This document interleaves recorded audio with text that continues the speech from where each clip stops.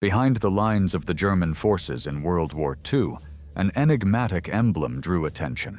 A crescent-shaped plate made of polished metal hung around the neck and rested on the chest of some of the most feared Nazi soldiers.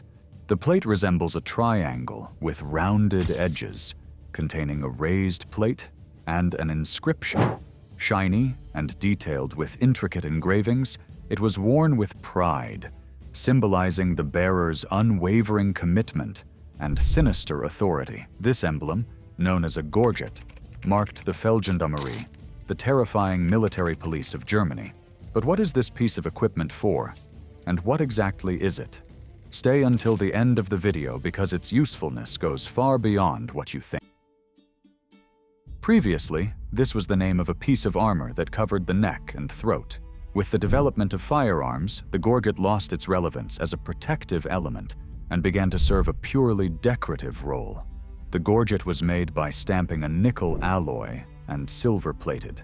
It was worn on a chain composed of 21 oval links. The overlays were covered with luminous varnish so they could be distinguished in the dark. Regular soldiers disliked the military police. The gendarmerie was involved in detaining deserters, maintaining order by checking documents at intersections and key roads. If we take the Battle of Stalingrad as an example, the gendarmerie of the 6th Army maintained discipline until the very last day. They guarded the approaches to the airstrip, carefully checking the documents of each wounded person so that no sympathizer could get on the plane. Only those who had a certificate from the head of the Army's senator service could fly out of that hell. Any soldiers who tried to escape the encirclement were shot on the spot by the gendarmerie. On the Eastern Front, the gendarmerie preferred to remove the insignias and not make them shine. Again, the fact is that the military police often became victims of Soviet reconnaissance groups hunting for soldiers with valuable information. The gendarmerie was easy prey because they had no combat experience. At the same time, they were available targets. For example, an active participant in attacks against partisans or guards at a major railway junction could tell many interesting things to an intelligence officer. Furthermore, by removing the uniform with the gorget from a gendarme and putting it on a Soviet saboteur, he could easily stop a German military column, after which it could be ambushed and destroyed. From 1810 to 1812, Saxony, Württemberg, Prussia, and Bavaria established a rural police force following the model of Napoleon's French gendarmerie. The personnel of the Prussian gendarmerie were well-trained infantry and cavalry sergeants and corporals who had completed their standard military service, along with some commissioned officers. Officially, they were still military personnel, equipped and paid by the War Ministry, but in peacetime, they were attached to the Interior Ministry, serving as regular or mounted police. In the event of maneuvers, mobilization, or war, 50% of the gendarmerie formed the core of the Army's military police, called the Feldgendarmerie. If more manpower was needed, regular corporals and sergeants from the infantry and cavalry, along with some commissioned officers, were sent to the Feldgendarmerie under the supervision of the former gendarmerie NCOs. The Feldgendarmerie's uniform was identical to that of the Landgendarmerie, the state gendarmeries. At the beginning of World War I, the Feldgendarmerie comprised 33 companies. Each had 60 men and 2 corporals.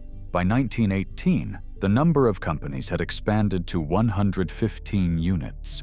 After World War I, all military police units were dismantled, and no police units existed in the Weimar Republic between the wars. Garrisons were patrolled by regular soldiers performing military police duties. When Adolf Hitler came to power in 1933, the Feldgendarmerie was reintroduced into the Wehrmacht. The new units received full infantry training and were granted extensive police powers. A military police school was established in Potsdam, near Berlin, to train Feldgendarmerie personnel. Subjects included the penal code, general and special police powers, reporting duties, passport and identification laws, weapons drills, self-defense techniques, criminal police methodology, and general administration. All potential candidates served in a Feldgendarmerie command after the initial examination period. The courses lasted a year, and the failure rates were high.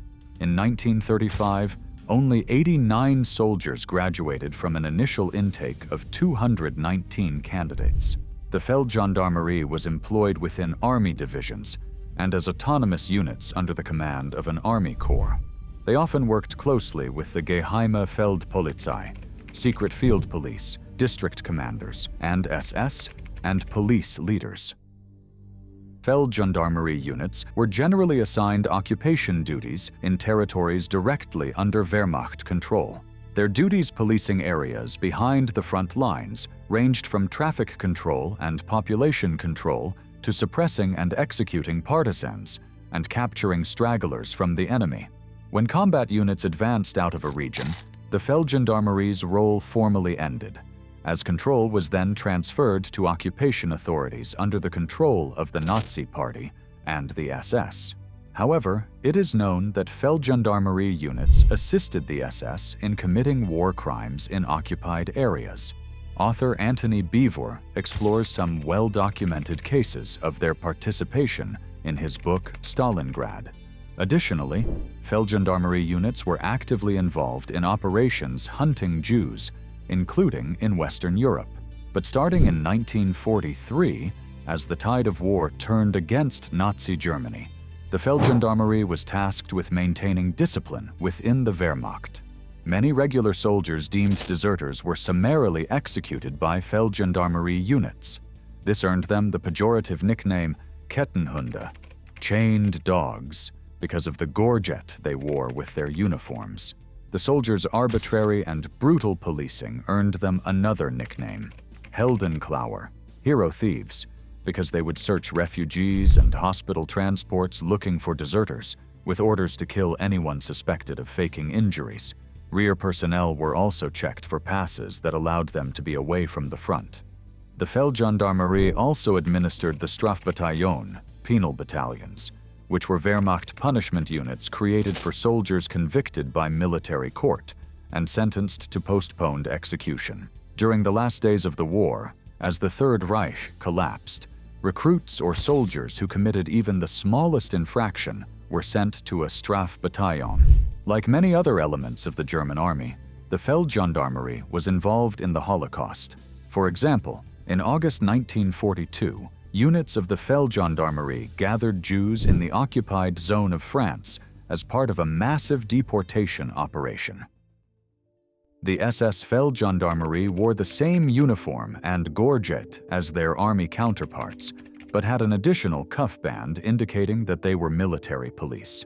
They generally performed the same policing role, such as controlling rear areas, but also conducted counterinsurgency and extermination operations with Einsatzgruppen against Jews, partisans, and those considered enemies of the Reich. These SS units had a severe reputation for being strict enforcers of military law. Nicknamed Kopfjäger, headhunters, they also hunted and punished those considered deserters. From 1944 onwards, former members of the Ordnungspolizei serving in the Waffen-SS were also given military police powers and duties. This special SS Feldgendarmerie was identified by a diamond-shaped police eagle insignia worn on the lower sleeve. In January 1944, as the Red Army began to advance on the Eastern Front, the power of the Feldgendarmerie was supplanted by the creation of the Feldjäger Corps. Reporting only to the German High Command, OKW, its 3 regiments were established to maintain discipline and military cohesion across all branches of the Wehrmacht, including the Feldgendarmerie. The Feldjägers were recruited from decorated officers and sergeants with combat experience. They had the military authority of the OKW to arrest and execute officers and soldiers from both the Wehrmacht and the SS for desertion, defeatism, and other breaches of duty. Each Feldjäger unit was commanded by a Fliegendes Standgericht, flying court-martial, which consisted of 3 judges. Despite the surrender of all German forces in May 1945, Some units of the Feldgendarmerie and Feldjägerkorps in the western zones of occupied Germany were allowed by the Allies to retain their weapons due to the number of prisoners of war that needed to be guarded and processed. For example, the British 8th Corps, based in Holstein, used an entire regiment of Feldgendarmerie volunteers to maintain discipline at its demobilization center in Meldorf. The reactivated military police, who received extra rations as payment, were identified by an armband with the inscription Wehrmacht Ordnungstruppe, Armed Forces Order Troop. In June 1946, more than 12 months after the official end of World War II, the Feldgendarmerie became the last German unit to surrender its weapons. If we look at how it was organized in general, it was under the direct control of the German High Command, OKH, Oberkommando des Heer, a general major of the Feldgendarmerie, who was in charge of all Feldgendarmerie personnel attached to the Wehrmacht, was directly subordinate to the General Quartiermeister. He was responsible for personnel assignments and administration, monitoring the performance of police units, task allocation, traffic regulations, and training.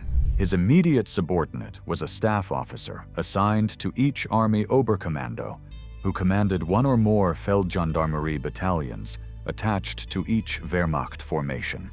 The staff officer was responsible for maintaining order and discipline, controlling traffic during large-scale troop movements, and maintaining transport routes. Each Feldgendarmerie battalion also had support personnel, such as cooks, clerks, and armorers. A battalion was subdivided into smaller units called Truppen, which were attached to each division or corps.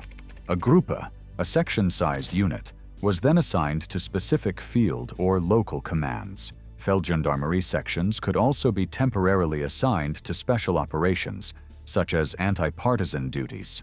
A typical Truppe, attached to an infantry or panzer division, could have up to 3 officers, 41 sergeants, and 20 soldiers. They operated in Kübelwagen, trucks, and motorcycles, with sidecars. Thrown-out weapons. Personal weapons consisted of small arms, like the Walther PP, which was designed as a civilian police pistol, PP, Polizeipistole, or the Walther PPK, both favored by officers, while the Luger P08 and Walther P38 were used by other ranks. Submachine guns were carried by sergeants, but were not widely used. The MG34 and MG42 were used as mounted vehicle weapons for the defense of roadblocks or vehicle checkpoints. With the creation of the Bundeswehr in 1955, many of its service branches received names that, at least nominally, would distinguish them from their logical equivalents in the Wehrmacht. Thus, the military police in the modern Bundeswehr was not called Feldgendarmerie. In fact, the original intention was to call the MPs Militärpolizei, literally military police. However, state authorities protested since the law enforcement function in the new German constitution had been granted primarily to the states, not the federal government. The word Polizei, police, was jealously guarded by the states, so the Federal Ministry of Defense looked for a new designation and adopted Feldjäger, which was a traditional Prussian regiment with some functions similar to those of military police. If you believe that this video has added value to you in any way and would like to further support our work here on YouTube, consider supporting the channel by subscribing and leaving your like. May God bless you all, and see you soon.